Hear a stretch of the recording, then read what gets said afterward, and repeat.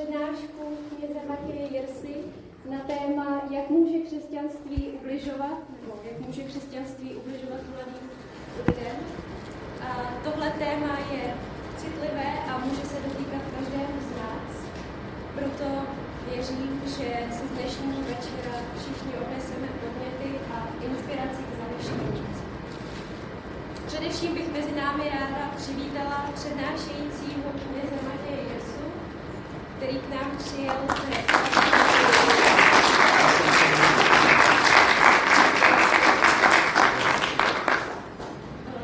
jeho duchovní témata, kterým se věnuje, jsou synodalita a vztahy v církvi a mimo ní.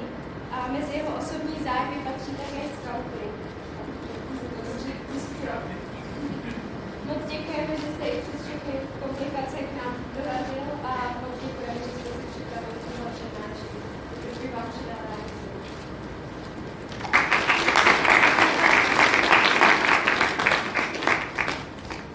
Tak dobrý večer a děkuji, že jsem mohl přijet.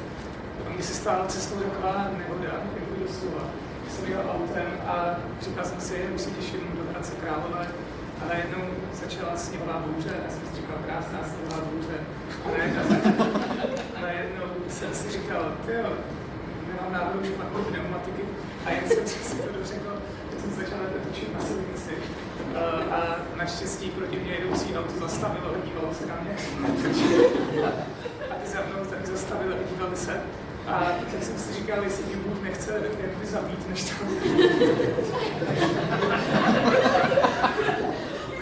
říkat. Naštěstí jsem zmatkoval, auto jsem tam nechal, vzal jsem si jiný a dojel jsem se. Takže jsem rád, že jsem mu přijedu, se omlouvám, že jsem nebyl na tom vši. A to téma teda vlastně zdá se mi, že může být nějakým způsobem prostě kontroverzní. Chtěl jsem říct, že já jsem nepřišel někdy nadávat na křesťanství, i když to tak se bude zdát. Když si budete myslet, že nadávám na křesťanství, tak si vzpomeňte na to, že jsem říkal, že to nedělám. Vlastně celé to moje přemýšlení vzniklo z toho, že se poslední dobou celkem často setkávám s lidma, mladýma lidma, kteří říkají, tyjo Matěji, já jsem chodil do kostela na různý spolčák, na různý třeba VKA nebo prostě takovéhle věci. A teď jsem z toho vystoupil a jsem rád, že konečně se cítím nějak svobodný, konečně jsem začal dýchat, konečně můj život začíná mít smysl. Nedávno na jedné duchovní akci, skautské duchovní akci, tak mi jeden člověk říkal, tahle ta akce pro mě měla velký duchovní smysl. A já jsem říkal, proč? A on říkal, protože mi to dodalo odvahu konečně přestat chodit do kostela. A já jsem si říkal, dobrá, děkuji, pojďme dál. A potom se taky setkávám s lidma, kteří třeba absolvovali různé takové křesťanské programy, což jsou takové ty různé charizmatické tábory, nevím, jestli to znáte nebo ne.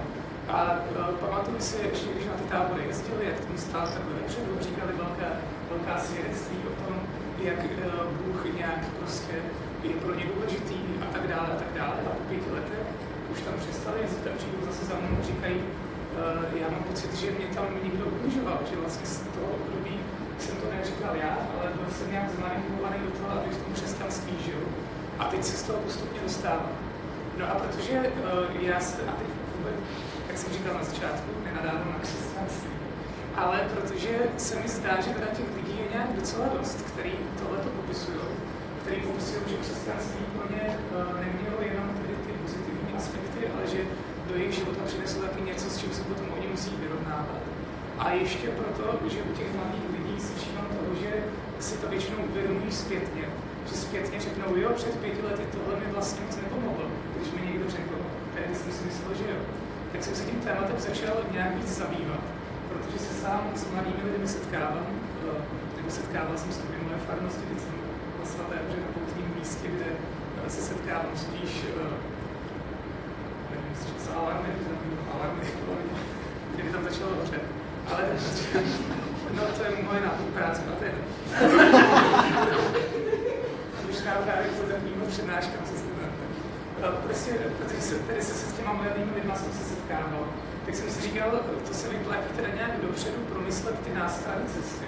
Jestliže já někomu chci předávat křesťanství, aby se ti lidé setkali s křesťanstvím, které tedy neubližuje, ale dává nějak radost nebo dává životní sílu. To je taková známá věc, kterou rád k tomu říkám, jenom jednoduše Sigmund Freud. On říká, že křesťanství a náboženství jsou vlastně kolektivní neurózy, které lidem prostě nepomáhají a je důležité se jich co nejdříve zbavit. Jestli jste s tím souhlasili, naproti tomu Carl Gustav Jung, tak on říká, že náboženství nebo křesťanství může být dobrým psychoterapeutickým systémem. To znamená něčím, co mi naopak dá sílu, co mi dá život, co mi pomůže tedy s tím životem správně nakládat. A teď tedy, jak to udělat, aby, zdá se mi, že tady má pravdu ten Freud, i ten Jung svým způsobem v něčem může být. Opravdu se mi zdá, že někteří lidé, kteří jsou v církvi nějak zapleteni do nějakých vztahů, které jsou pro ně zničující, tak to opravdu pro ně může být nějaký systém, ze kterého je potřeba rychle vystoupit, ale neznamená to vystoupit, řekl bych, z křesťanství jako z podstaty Ježíšova evangelia a naopak. A zároveň je pro lidi křesťanství na různých místech určitě taky se velké síly. Já jsem tady nevytisknu, ale promítnu příběh, na kterém to taky rád nějak demonstruju. Nevím, jestli to přečtete nebo ne. Je to známý příběh o tom, kdy žena, která byla přistižená před cizoložství, tak je na zemi, nebo na zemi, to se neříká, jestli je na zemi, myslím, ale prostě někde je přistižena a teď za ním za tou ženou přijdou zákonníci, kteří nesou nějak svoje náboženství a to náboženství oni berou velmi upřímně, ale je to náboženství, které v jejich rukou zdegeneruje nějak v to, že tuhle tu ženu chtějí ukamenovat, že je to najednou náboženství, které tuhle tu ženu, která se nějak ocitla v situaci, která není pro ní snadná, tak to jejich náboženství ji vlastně nějak dorazí, nebo chtějí, aby ji zlikvidoval. A z druhé strany přichází Ježíš a zase to je náboženství, které naopak nějak dodává sílu, které dodává důvěru, které zve na novou cestu. A teď zdá se mi, že tohle je tedy opravdu drama, který nějak v církvi, možná v našem životě, možná ve vašich srdcích, ve vašich spolčách, tady v Salaši, já nevím kde.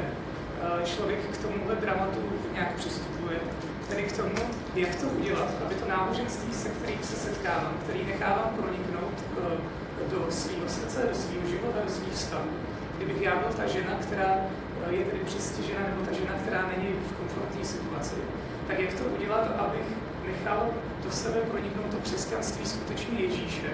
To znamená to křesťanství, který mi dá sílu, který mě postaví na nohy, který mi pomůže uvidět hodnotu sama sebe a jít dál.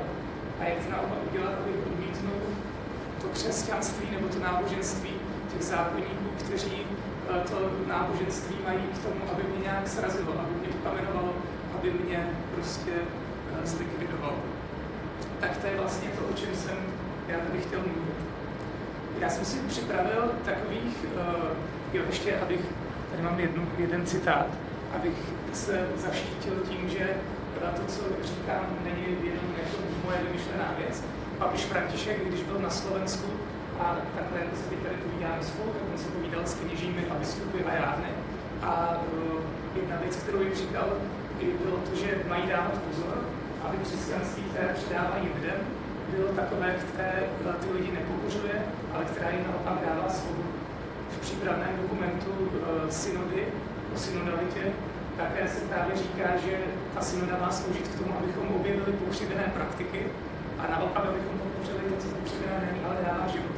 To znamená, není to něco, když to mě potom opravíte nebo nahlásíte, a myslím, že to není nic, co bych já nějak prostě si vymýšlel, ale je to opravdu něco, co by církev od svých členů a členek žádá, aby tedy přemýšleli nad tím, co může mě pokřivovat a to odmítli, a naopak to, co mi může nějak teda dávat ten život.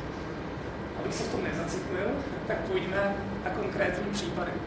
Připravil jsem si případovou studii 10 věcí, není to 10 božích přikázání, ale je to 10 nějakých, 10 prostě nápadů, ne inspirací, ale možná je to taková mozaika toho, s čím já se setkávám ve své praxi, ne snad klinické, ale zpovědní nebo duchovního doprovázení, nebo když se na to dívám v církvi, kde mám pocit, že právě může to křesťanství, pokud se špatně pochopí, mi pomoct negativním způsobem.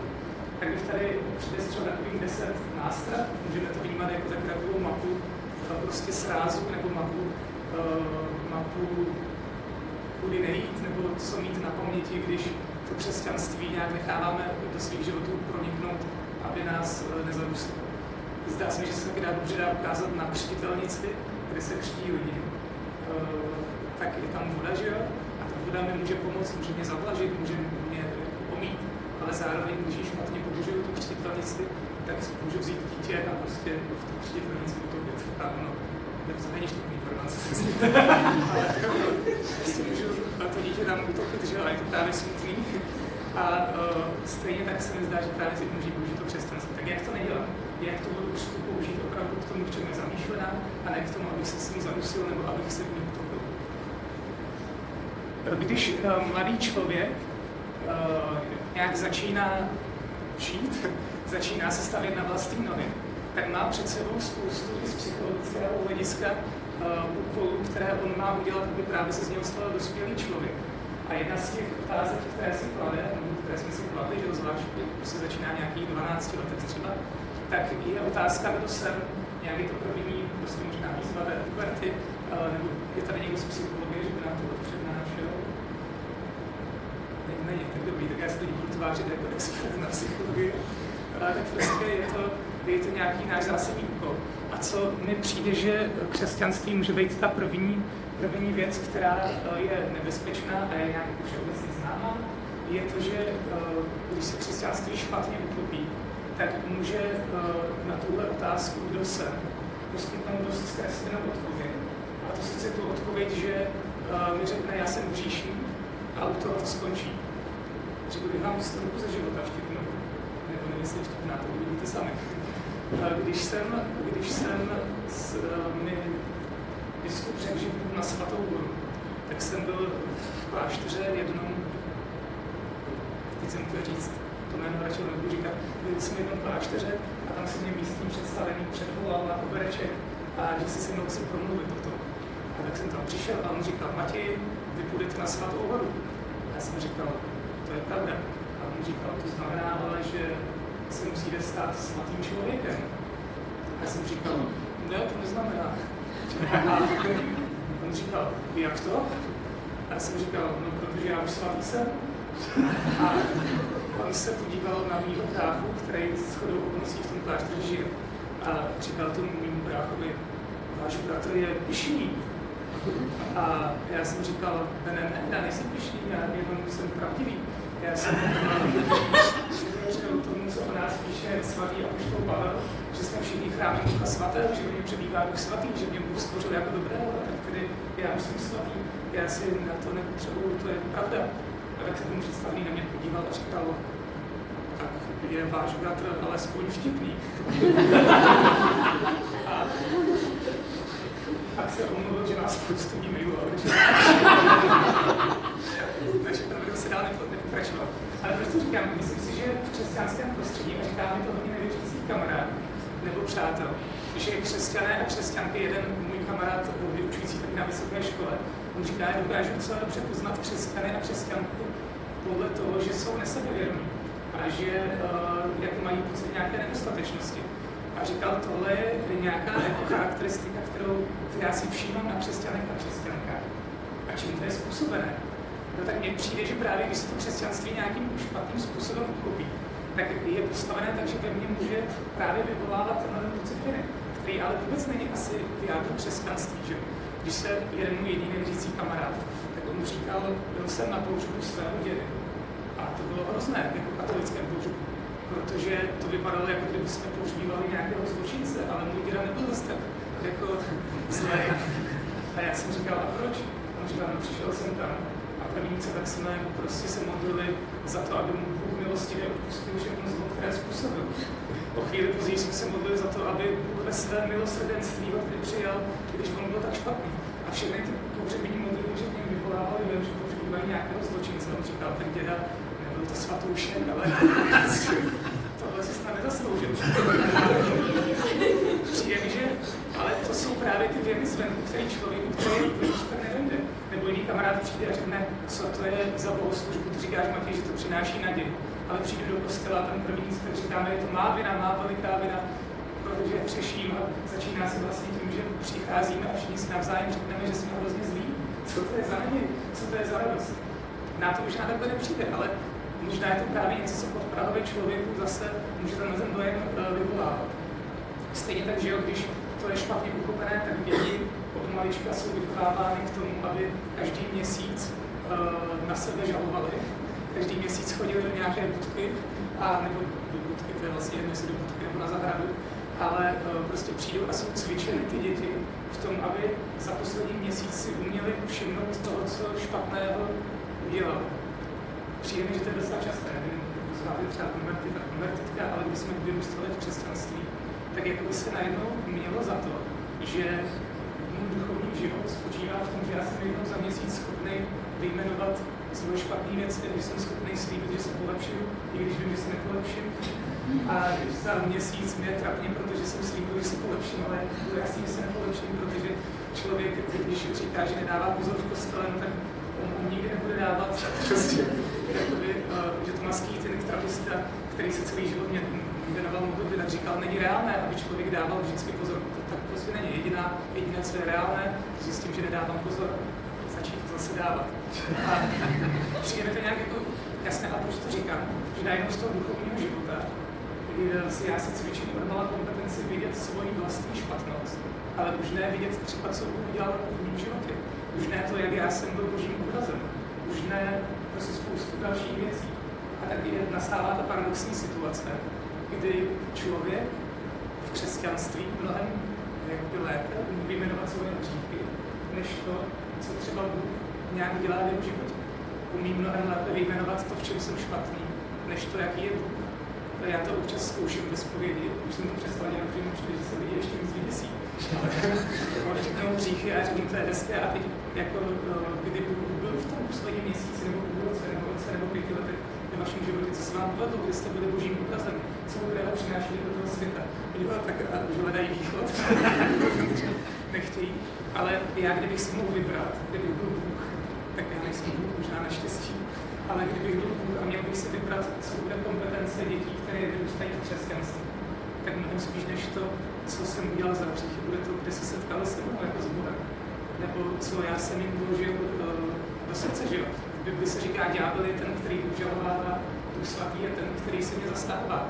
Já si představuju, že když by bylo tady setkání s Bohem, tak by s ďáblem, tak ďábel by byl ten, který na mě říká hříchy, a Bůh by byl ten, který by se mě zastával a říkal by mi, tak jasně, ale ještě tohle, ještě tamhle to. Děti na náboženství mi jednou říkali, no ale to je hrozný. V tom zpovědním zrcadle, co je v pensionálu, tam se dá na všechno odpovědět ano. Ano, samozřejmě jsem se nikdy nemodlil dost. Ano, samozřejmě jsem někdy byl naštvaný, ano. Říkala, proč tam nejsou, ale taky ty dobrý věci. Proč tam není napsáno, usmíval jsi se někdy. Že to bych řekl taky ano. Proč tam není napsaný, poslouchal jsi někdy rodiče. Protože ano, nikdy jsem mě taky poslouchal. A proč tam není napsáno, pomodlil jsi se někdy, protože ano, za ty 2 měsíce jsem se jednou pomodlil, tak můžu říct. Ale teď se, já už se taky rozvážním, pardon. Že při zpovědi, že když jednou založu, tak to jakoby bych měl říct u zpovědi, a když jednou nezaložu, tak to tam docela, že to je jako nepoměrné, že se větší důraz dává tím věcem. A teď, já jsem chtěl říct, proč my potřebujeme vyvolávat ten pocit viny. Já se trošku obávám, že to je totiž dobrý marketing, že to nějak jakoby dobře odpovídá tomu, jak se dělá taky reklama. Protože jestliže já Ježíše budu vnímat, to je nějaký starý teologický spor, kterým se nemusíme, nebo můžeme, pan profesor nás potom poučí, ale který se musíme věnovat, že jestliže Ježíše budu vnímat jenom jako někoho, který mě zachraňuje z hříchu, to je můj vykupitel takzvaně, tak vlastně já budu potřebovat, abych já byl ten hříšník, protože jinak mě Ježíš k ničemu. Jestli si to někdy představuji, že to je stejné, jako kdyby mi někdo potřeboval prodat vysavač, tak nejdřív přijde do mého baráku, řekne, ty tady máš ale smetí. A mám tady na vysavač, tak to tady prodám. Příliš podobně někdy nakládáme s tím Ježíšem, že abych já prodal Ježíše, tak nejdřív potřebuji vyvolat pocit mé vlastní viny. Jakoby mi to někdy evangelizace, zvlášť nějakých evangelikálních prostředí, mi přijde, tak je. že nejdřív tedy způsobí mi výčitky svědomí, řekne, podívej se na svůj život, jak je to hrozný. Ale naštěstí tady máme Ježíše, nechceš ho, ten tě z toho zachrání. Nějaký lék na tohle se mi zdá, že je uvidět Ježíše ne jako vykupitele, nutně, ale taky jako dovršitele. To říká hodně východní teologie, že Ježíš, i kdyby nebylo hříchu, i kdybych já byl naprosto svatý, jako jsem třeba já, tak i pro mě má Ježíš smysl. Protože Ježíš je ten, který východní teologie říká, který naplňuje můj potenciál, který mě vede ke zbožtění, který nějak mě vede tedy k tomu, abych ten svůj potenciál a bohatá svého života rozvinul. A k tomu já nepotřebuji hřích. Jeden teolog říká, ten hřích prvotní Adam a Eva, to není jakoby implikace toho, že nebo důvod, nutná podmínka toho, aby Ježíš přišel, nebo to není začátek dějin spásy, a to je jenom komplikace v dějinách spásy. I kdyby ten hřích vůbec neexistoval, stejně dějiny spásy budou pokračovat, protože dějiny spásy jsou o tom, že já se rodím s potenciálem být zbožištěn, nějak vstoupit do toho božího tance. A Ježíš je ten, který se stává člověkem, aby mě pomohl vytáhnout do tohoto života. A nějaký hřích v tom vlastně vůbec není potřeba. No pardon, já jsem se, že to bude trvat 2 minuty, tohle slavit, tak trvalo 20 minut. Takže tady bude možná do rána, jestli nevadí. Nevadí? Tak dobrý. Potom si dáme přestávku na záchod za 3 hodiny. Co je druhá věc? To znám citlivě, myslím, že to nějak známe, setkáváme se s tím. Druhá nástraha cesty může být boj proti vlastním legitimním potřebám, které začnu nazývat hříchem. Měl jsem jednu známou, která za mnou, nebo ne známou, vlastně nebyla moje známá, pardon, jsem přesně nevšiml. Jeden člověk, který za mnou přišel, tak on mi říkal, já mám hrozně rád svoje vnuky a vnučky. Hrozně si jich vážím, jsem na ně hrdý. Já jsem říkal, no to je krásné, a tak řekl byste jim to nikdy, že jste na ně také hrdý. To jsem jim nikdy neřekl. Jsem říkal, a proč? No, protože jsem nechtěl, aby spěchli. Protože já jsem se bál toho, že by náhodou, když by je pochválil, oni potom touží, ale co by náhodou namyšlený potom. A zdá se mi, že zase je to něco, co se v křesťanství může objevit. To, že já mám potřebu, já vám řeknu ještě jednu věc. Jednou jsem se modlil za to, aby mi lidi zatleskali pokázání.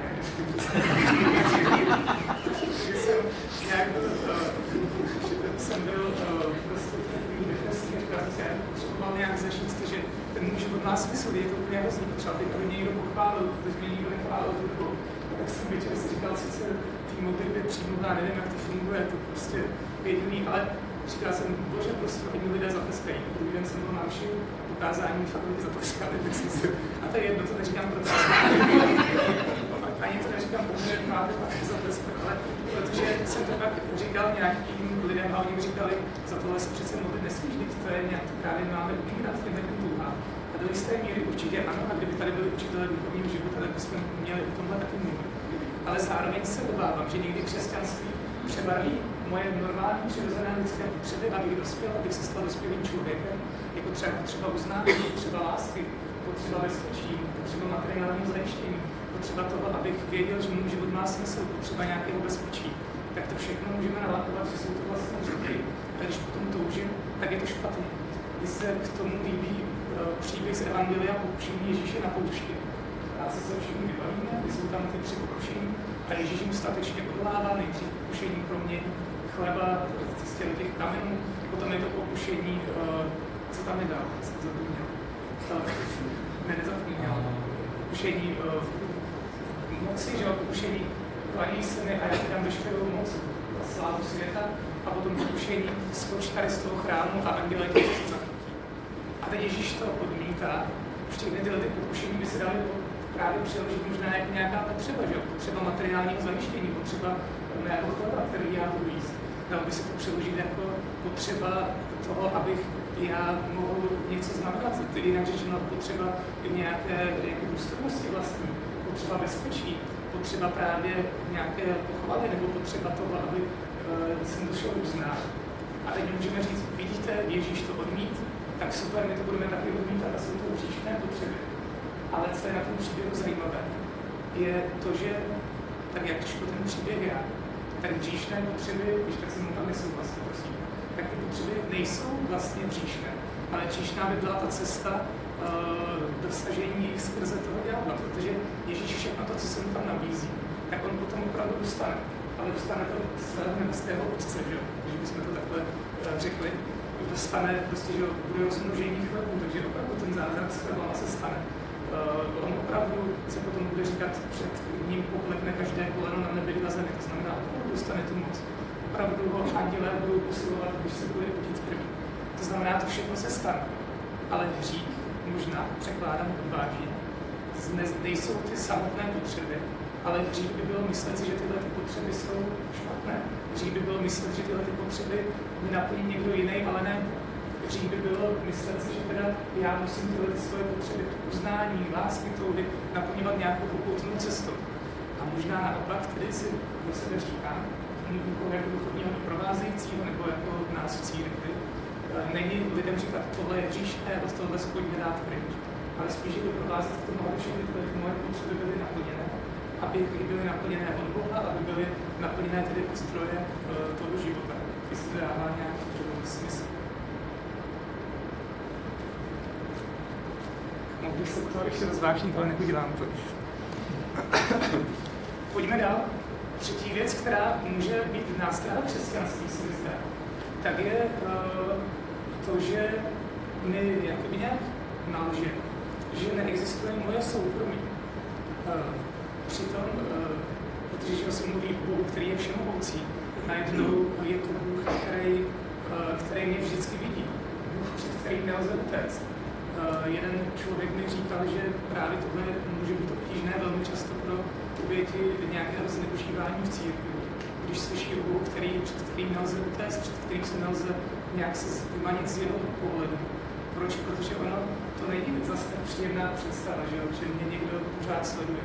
Že i když jsem na záchodě, no že i tady si, to je docela hrozná představa, ale když bychom, nebo hrozná představa, pro někoho možná dobrá, ale pro někoho spíš horší.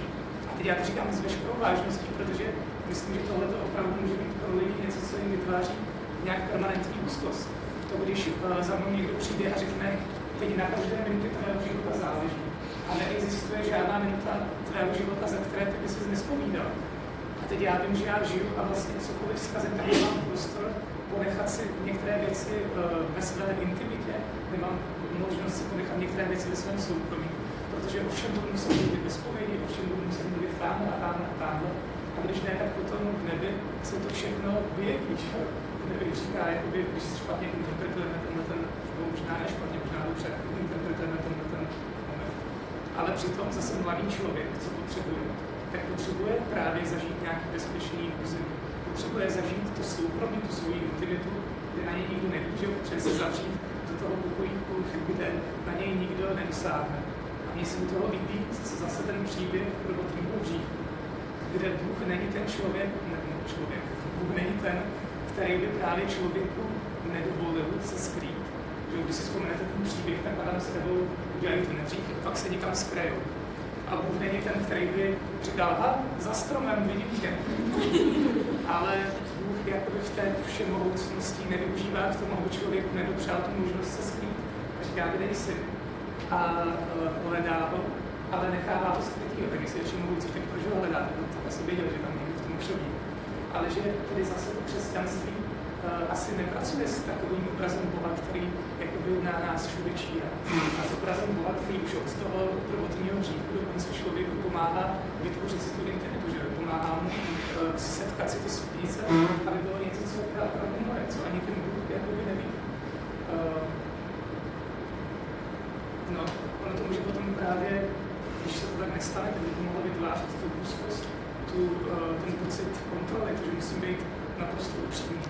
Ano, já myslím, že to, že si zakrýváme svou křehkost před druhýma lidma, můžeme to číst, že to je nějaký důsledek hříchu, protože že důsledek hříchu není ta nahota, ale to, že to zlo působí to, že když jsme křehcí navzájem, tak se můžeme zranit o to lépe a proto se nějak vytváříme ty bariéry a ty hranice, ale Bůh je ten, který mě právě naopak dává, nebo by mi měl podle mě dávat ten prostor, kde já můžu zrát, když se podobenství o vinici, tak taky se nejdřív ta vinice oplotí, aby tam někdo nemohl, aby ta vinice mohla nějak růst.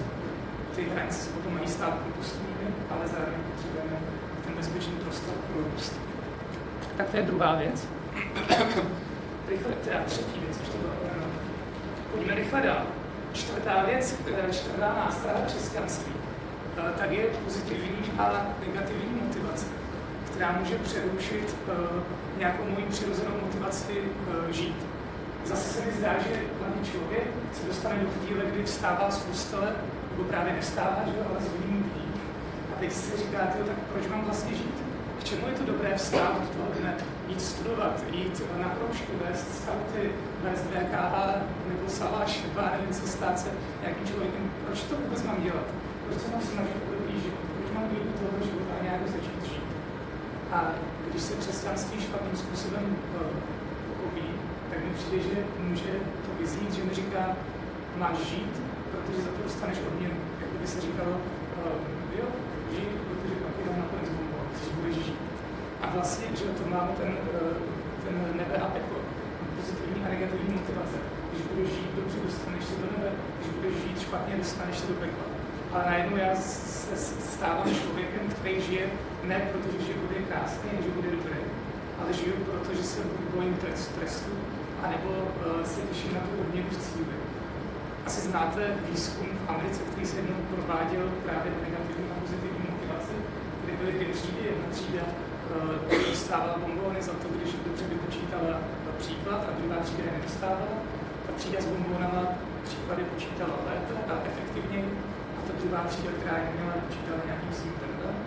Ale když té první třídě přestali dávat bonbóny, tak ta třída se jí rapidně snížila efektivita. Protože už se naučili, že ty věci dělají jenom prostě kvůli té pozitivní motivaci, a ne kvůli tomu, že by to přinášelo nějaké uspokojení, což člověk má v sobě, že tu vnitřní motivaci dělat věci a poznat, protože mu to přináší radost. A stejně tak se bojím, že křesťanství nebo přijde, že to někdo vidí na lidech, nebo sám na sobě, že já chci žít dobrým životem, protože za to dostanu potom později odměnu. Chci žít dobrým životem, protože potom se mi tady něco dobrého takového stane. Ale přitom život přináší, myslím, tolik věcí, které jsou krásné jako sami o sobě, že mně to přijde, jak kdybych řekl lidem, kteří se sejdou kolem ohně, pojďte se tady sejít kolem ohně a já vám za to dám nakonec bonbon, že jste tady dám vám peníze, protože jste se tady šli kolem ohně, tak lidé se přece schází tam proto, protože oni sami chtějí. Já jsem jednou si povídal na nějaké přednášce o manželství, o tom, že si ne vždycky myslím, že by musel nutně být hřích mít sex spolu před svatbou z nějakých důvodů, to teď nebudeme tady rozebírat. A potom za mnou přišel jeden pár a říkal, Matěj, jako my to chápeme, to je hrozně hezký, že jsi tohleto říkal, ale jak k tomu máme přijít my, který jsme 10 let nebo 5 let, jak to říkal, spolu před tou svatbou nespali. A teď teda jenom z toho, že jsme to nemuseli dělat, že ta oběť jako byla vynaložená z Bulharma. Jakoby teď to je hrozný. To se musí právě zachovat to přikázání, protože jakby k tomu přišli ty lidé, kteří už jako si něco obětovali, teď by se jim řeklo, že to nebylo potřeba. A mám velkou úctu před všema těma lidma, ale zároveň mi přijde, že to dobře ukazuje tuhletu nějakou dynamiku. Já ty věci dělám ne, protože jsem poznal, že je chci dělat a přináší mi radost. To by mě potom vlastně neomezilo, že to někdo dělá jinak, nebo že se řekne, nemusíte to dělat, protože já to dělám, protože já jsem v tom našel svoji vnitřní motivaci, protože já jsem to jako nějak našel, objevil, prožil a přináší mi to radost. Ale když to dělám jenom kvůli té odměně, a říkám si, ano, já se teď 5 let zapřu, ale pak to dostanu tu odměnu. A pak někdo přijde a řekne, no ale tu odměnu by si dostal i tak, kdyby se nezapřel. Tak mi to začne nějak i znejšťovat, že začne mi to vyvolávat velkou takovou naštvání nebo křivdu. Myslím si, že tohle se může často objevovat taky kněží, kteří, nevím, možná ne, ale kteří třeba nechtějí právě zdobrovolnit celibát, že tak si říkám, že to někoho může být, že my už jsme tady 20 let dodržuju, nebo stvářím se třeba, že nebo nevím, že si 20 let, že tady dodržuju, no tak jak bych já k tomu přišel, že najednou teď by někdo nemusel. A tahle ta mentalita vlastně nakonec nějak, myslím, mě může odvádět z toho, aby já byl otevřený hlasu Ducha Svatého, aby byl otevřený pravdě. Protože to, v čem já jsem nějak zabloukovaný, je tady to, co je nějaká pozitivní a negativní motivace, která jakoby nakonec v tomhle tomu myslím, že nemůže fungovat dobře. Takže zase bohužel, no teď, pojďme dál. Tohleto to vlastně můžeme přeskočit asi, protože to je dost podobné. Jenom mně přijde, že zase to, když často vytýkáme společnosti nebo z křesťanských, že zaznívá vytýkání společnosti, oni se pořád někam ženou, to je hrozný místo toho, aby se zastavili. No ale zdá se mi, že někdy takovou mentalitu mám já, to, že já se pořád orientuju na posmrtný život a teď tady budeme trpět, aby jsme potom se mohli veselit. Tak mě může odvádět z toho, že najednou přehlídnu přítomný okamžik, přehlídnu to, že v něm žijeme, pohybujeme se a jsme v Bohu, že Bůh je v nás, že přítomnost je ta možnost, kde se dá setkat s Hospodinem. Ale trošku to souvisí s tím předchozím, tak jdem dál. No. 6. věc, která může být nástrahou křesťanství, tak je, myslím, nějaké spasivnění, nebo neschopnost, nebo pocit vlastní neschopnosti, pocit toho, že já si mám stát pasivním divákem ději. Stál se mi zase jeden příběh s jedním člověkem, který spadl ze schodu, byl starý člověk. Zase jsem ho mám velmi rád, toho člověka, tak to neříkám jako proti němu, jen pro nějakou demonstraci. A zavolal mě, jestli mu přidat pomazání nemoci. Tak jsem tam přišel a ten člověk tam seděl, byl celý od krve, prostě zamazaný, všechno na nemoci. Já jsem říkal, dobrý den, proč vám nezavoláme záchranku? Vy tady asi umíráte, protože to bylo hrozně, to bylo prostě modřiny všude. Říkal, ne, já myslím, že záchranku na mě bude stačit pomazání nemoci, to bude prostě jako by to, co já potřebuji. Já jsem říkal, ne, vy prostě očividně potřebujete záchranku. Ale byla tam rodina, ta lidina říkala, no ano, potřebuje záchranku, ale říkal, že ne, že máme zavolat Matě, že prostě vydá pomazání pomocný, že to bude stačit. A tak jsem samozřejmě řekl, tak jistě je to tak. Tak jsem s tím člověkem mluvil.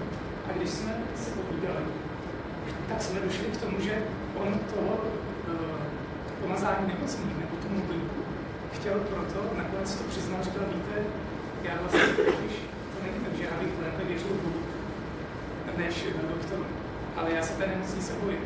Já mám strach, že už by se mě tam nechali, já mám strach, že prostě, já nevím, prostě se bojím nějaké nemocnice. A tak to spiritualizování tam je pro mě jednodušší způsob, jak by se tomu mohla vyhnout. Zní to dobře, špatně se proti tomu argumentuje. Tak já jsem nakonec řekl, že ho vyspovídám a dám mu pomazání nemocných pod jednou podmínkou, že to jinak, to jsem neřekl, že to jinak nebude platit.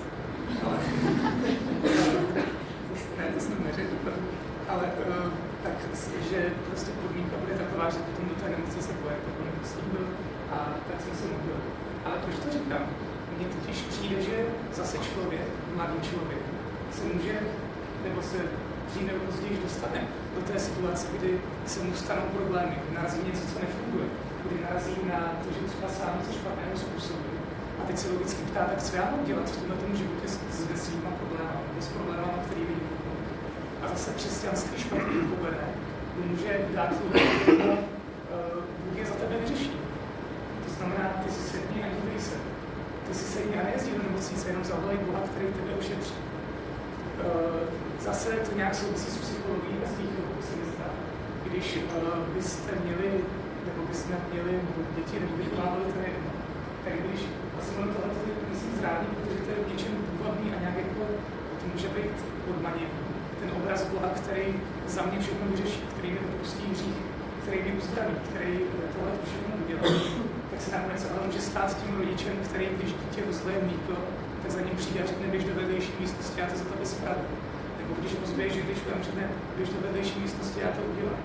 A děti, že, který nedostanou tu zkušenost z toho, že já se můžu podílet na řešení problému, že já se můžu podílet nějak na nápravě, tak potom rostou cíle těch lidí, nebo mohou růst lidi, kteří si nevěří, kteří mají pocit, že jako nemají schopnost nějak obstát, nemají schopnost ty problémy řešit. A analogicky se bojím, že se někdy s křesťanem na křesťany stávají lidé, kteří jsou odkojení tím, že vlastně Bůh se o nás postará. Tak takovým způsobem, že já se potom stávám pasivním divákem dějin, který na všechno řekne, budeme se za to modlit, ale tím skončíme a nějak to najednou může svazovat ruce. A samozřejmě tohle to zase není křesťanství, že? Protože Ježíš, on neříká, když učedník vysílá do světa, tak neříká, až potkáte nemocného, řekněte mu, budu se za vás modlit a odejde pryč. No, trošku to říká, ale neříká to, že zavolejte mě a prostě říká, běžte a vyhánějte zlé duchy, běžte a uzdravujte, běžte a dělejte to, co dělám já. To znamená, on jim Ježíš dává důvěru. Setkat se s Ježíšem neznamená setkat se s někým, který o mě říká, že jsem neschopný a nic nezvládl, a mám se sednout stranu a Ježíš všechno udělá. Ale ve mně vkládá důvěru. To znamená, nechat proniknout zase to křesťanství, který mě nějak může dát život. Znamená nechat proniknout do sebe to křesťanství, které mi říká, že já mám převzít odpovědnost za tenhle svět. Když Bůh stvoří svět, tak jsou tam ty slovíčka podmaň si a jak to je, podmaň si tuto zem a králuj na vínu, nebo nějak tak. Ono hebrejsky, že to se špatně do češtiny asi překladá, to by nám teologové řekli lépe, že to ráda chápa, že by znamenalo spíš převezme odpovědnost za svět a jakoby, převezme odpovědnost za svět a ochrání obou slabší svojí mocí, to je to podmuž si, podmaň si.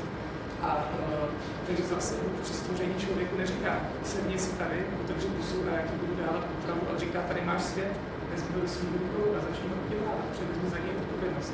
Protože ty se nemáš stát pasivním divákem dějin, ty máš do toho světa vejít a nějak vytvořit. Tak to je 6. věc.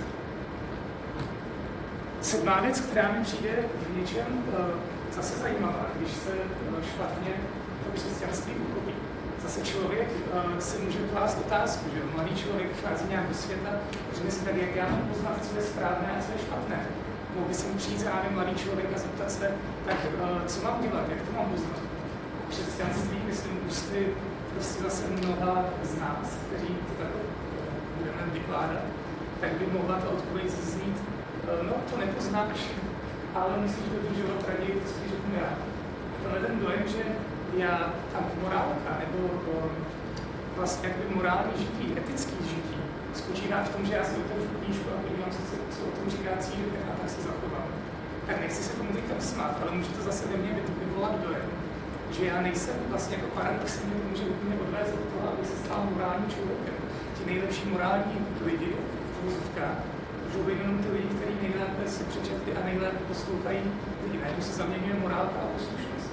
Najednou to není to, že já umím dobře posoudit situaci, co je dobro a co je zlo, ale umím si otevřít knížku a pak být poslušný tomu, co je v knížce.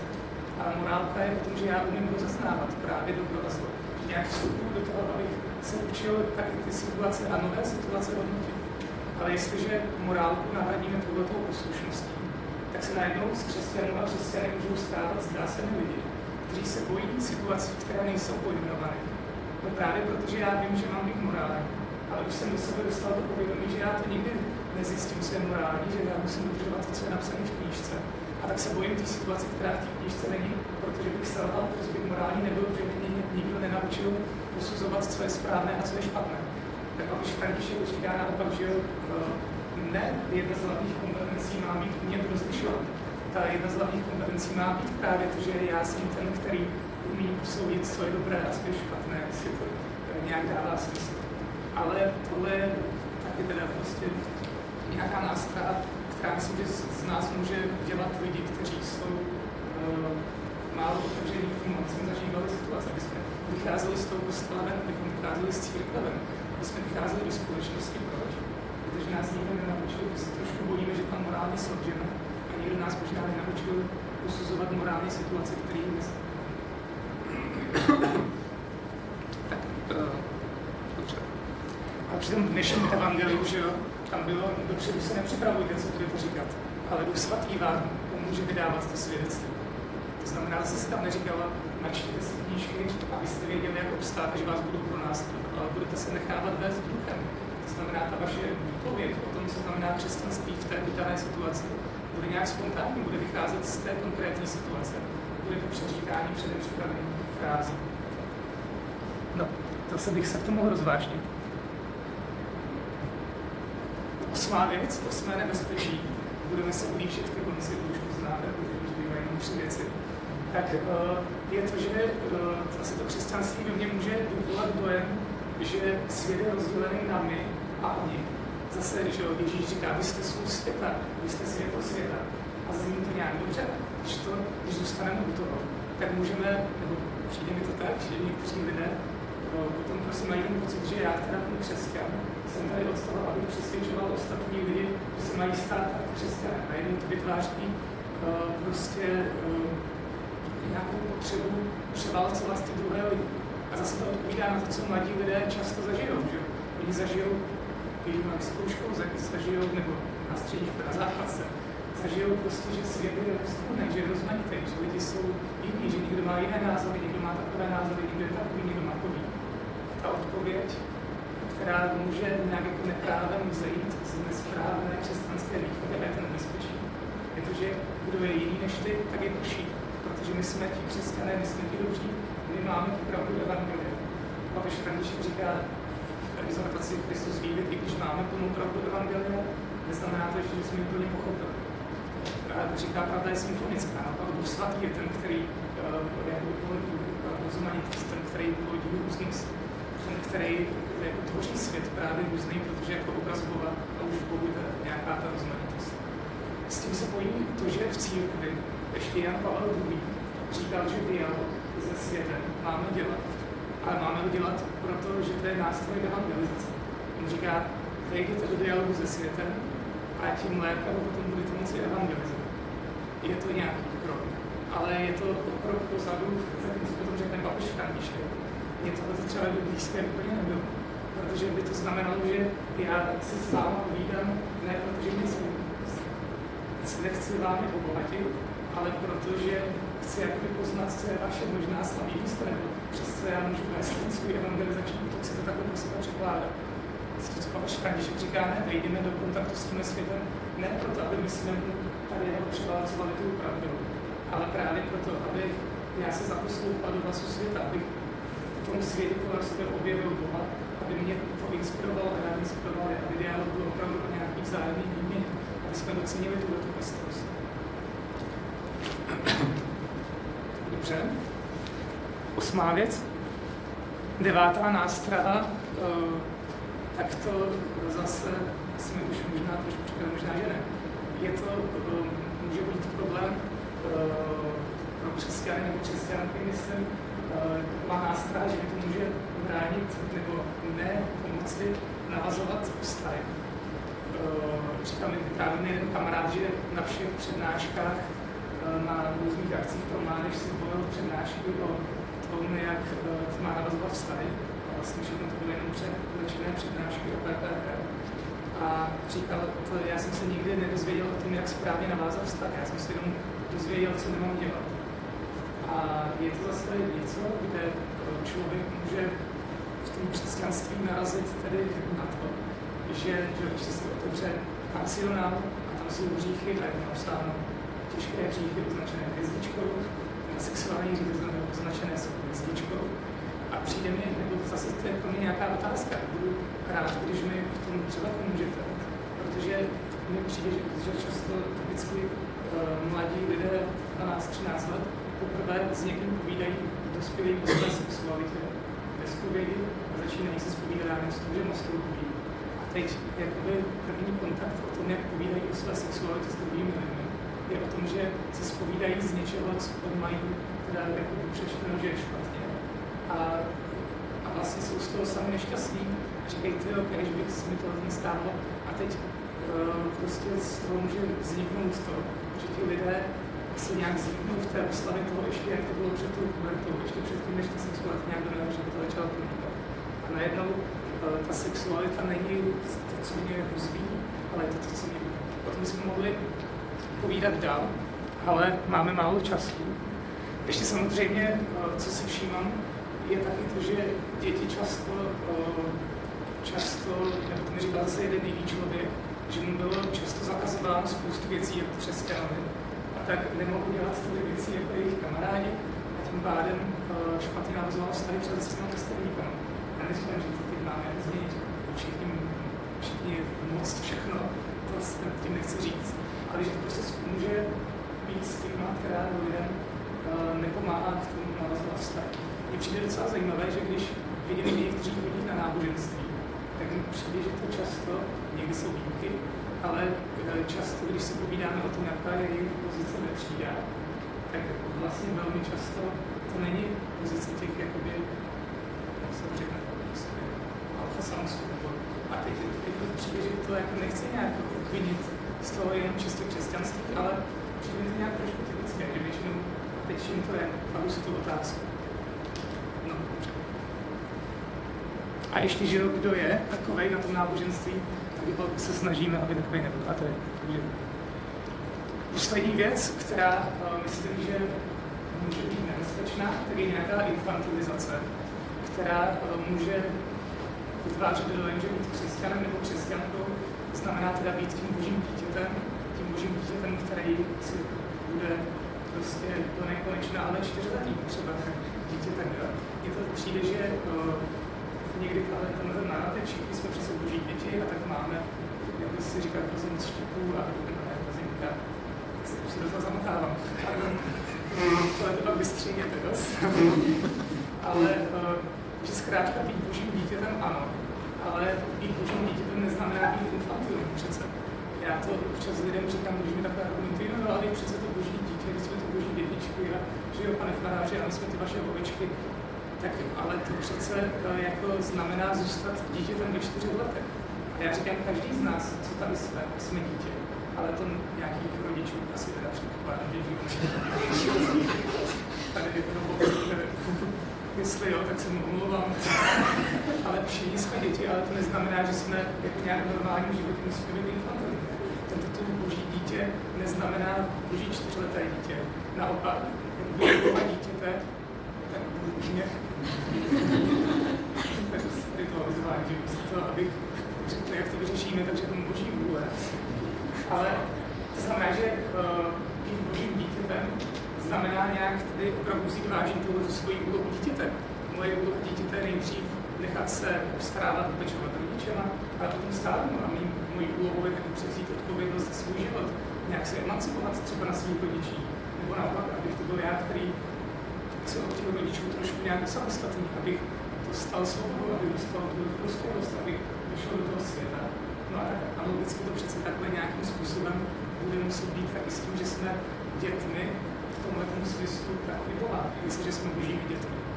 A no, je 21 hodno. Takže pojďme na poslední věc. Takže co tím chci říct, zase nějaká nástraha toho, že já budu infantilní. Lék na to je asi lék se zase znova podívat na Boha, který mi dává důvěru, který mi dává svobodu, který mě vysílá.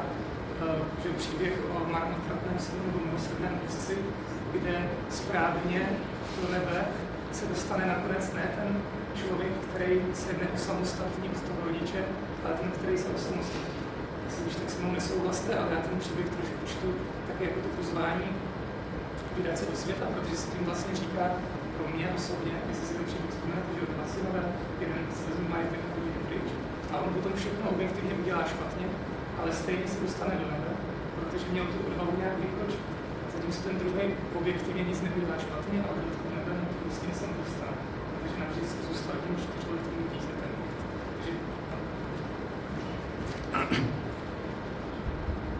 Řekl jsem tady těch 10 věcí, které mohou být nástrahy toho, když člověk nějak vyrůstá v křesťanství třeba, co jsem si pojmenoval, protože může být nebezpečí.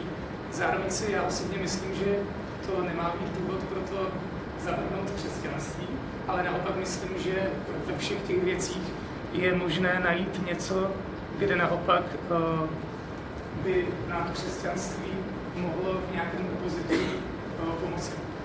Když jsme mluvili o tom vyvolávání pocitů viny, tak si myslím, že naopak křesťanství může mě pomoct nalézt bezpečný prostředí pro to, abych já přijal svoji vlastní identitu, abych taky třeba nějakou pravdu o sobě,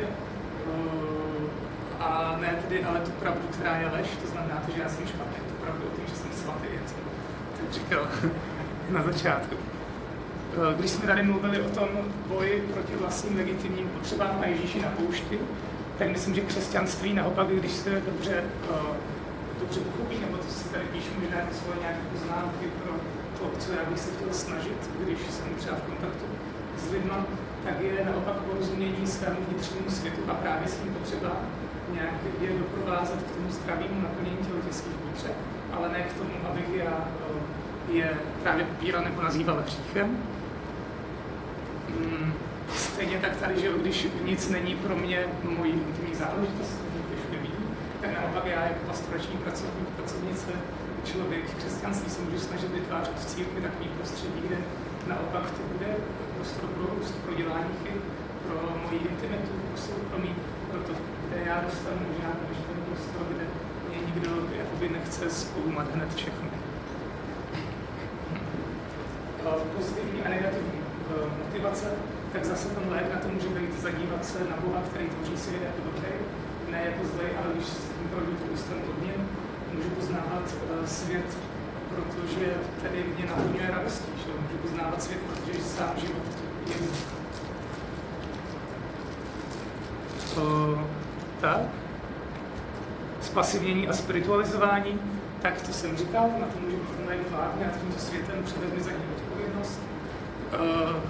Potom tady máme neschopnost průžně posuzovat morální situace, to znamená zase, mě to má nějak podle mě vést k tomu, abych já se neučil jenom být poslušný, ale právě naopak se možná vystavoval tím situacím, které nerozumím a nějak v ní hledal to, co je boží, kam vede Duch Svatý, co je dobro a co je zlo. Rozdělení světa na my a oni a ten nějaký kolonialismus, který z toho může vznikat, tak tenhle může být to vidět Boha, který právě pestrost a distinkci tvoří, říká Tomáš Akvinský dokonce, to znamená, že to zase není něco, co bych si vymyslel. A neschopnost navazovat vztahy, tak zase myslím, že může to být příležitost povídat pozitivně o své sexualitě, povídat pozitivně o nějaké možnosti navazovat vztahy. A ta infantilizace, tak na ní může být lékem, tedy, který mě dává svobodu, který mi dává dospělost, který mě učí přijmout odpovědnost za tenhle svět. Tak já jsem málo usnul, co jsem povídal, tak doufám, že se mi odpustíte, že jsem to přitáhnu. Moc vám za to děkuji, že jste tady byli. A nevím, jestli bys teď měla následovat nějaká debata. Vlastně ten cíl, který jsem chtěl říct, je to, že myslím, že každý z nás, a ta církev se nachází v pozici té ženy, jak jsem říkal na začátku, pozici ženy, o kterou se snaží různé typy náboženství a křesťanství.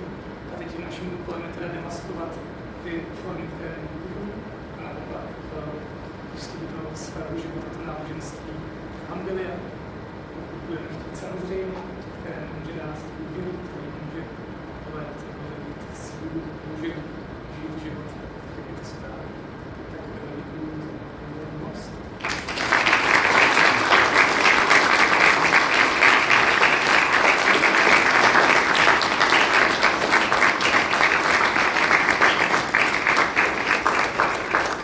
Teď budu rád za nějakou debatu.